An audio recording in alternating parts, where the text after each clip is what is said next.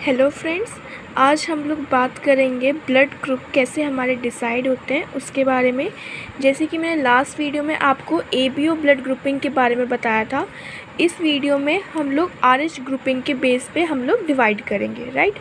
Basically RH grouping होता क्या है, हमारे आरबीसीज में एक आरएच एंटीजन प्रेजेंट होता है, राइट।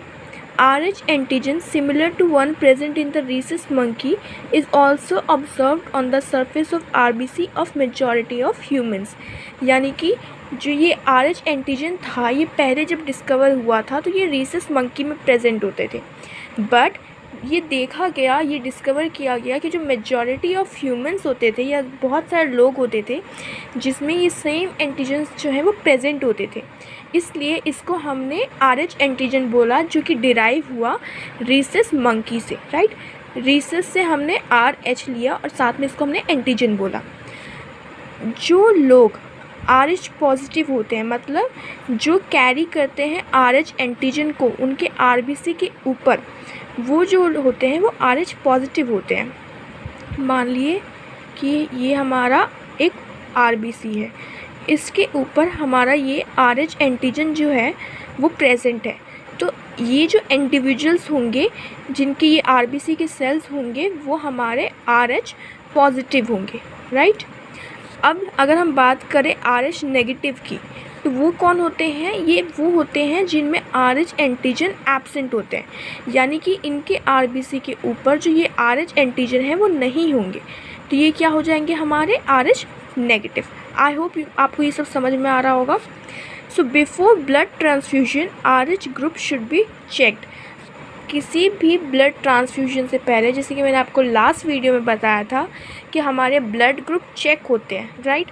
तो उसमें हम लोग एक तो अपनी एबीओ ग्रुपिंग के अकॉर्डिंग चेक करते हैं कि डोनर्स का ग्रुप और रेसिपिएंट का ग्रुप मैच कर रहा है या नहीं।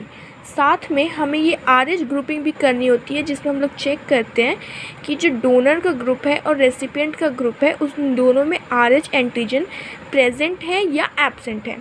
अगर आरएच एंटीजन जिसमें प्रेजेंट है उस इंडिविजुअल को आरएच नेगेटिव एंटीजन वाले ब्लड ग्रुप हमने अगर ट्रांसफ़र किया तो उसमें उसको प्रॉब्लम हो सकती है, उसको उसकी बॉडी में वो ब्लड एक तरीके से अटैक करेगा, वो उसके लिए हेल्पफुल ना हो करके उसके लिए प्रॉब्लम्स जनरेट करेगा।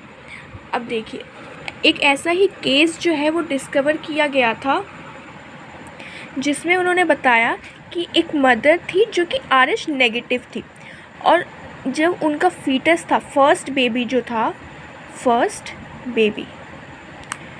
बेबी का जो फीटस था वो आरएच पॉजिटिव था, ठीक है।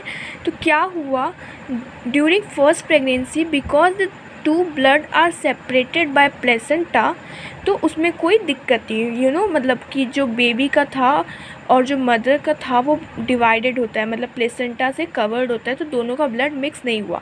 But during the delivery of the first child there is possibility of the exposure of maternal blood with Rh positive blood from the foetus.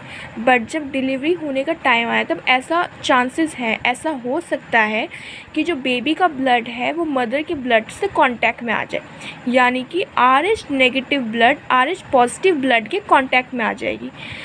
तो उससे क्या होगा कि जो मदर का ब्लड है तो वो क्या करेगा, आरएच पॉजिटिव ब्लड के अगेंस्ट अपने एंटीबॉडीज़ बनाना स्टार्ट कर देगा, यानी कि जो हमारा आरएच एंटीजन है इसके अगेंस्ट जो है आरएच पॉजिटिव एंटीबॉडीज़ बनना स्टार्ट हो जाएंगी। अब क्या होगा, in subsequent pregnancies the Rh antibodies from the mother that is Rh negative can leak into the blood of the foetus Rh positive, यानी कि अब जो एंटीबॉडीज़ हैं वो ब्लड में, जो फीटस का ब्लड है उसमें ट्रांसफ़र हो सकते हैं और डिस्ट्रॉय कर सकते हैं फीटल के आरबीसी, ठीक है। अब उसकी वजह से क्या होगा, अगर बेबी का फीटस का आरबीसी अगर डिस्ट्रॉय हो रहा है तो उसमें रेड ब्लड सेल्स की कमी होगी, तो वो उसको एक सीवियर अनीमिया होने के चांसेस हैं या फिर जॉन्डिस होने के चांसेस हैं।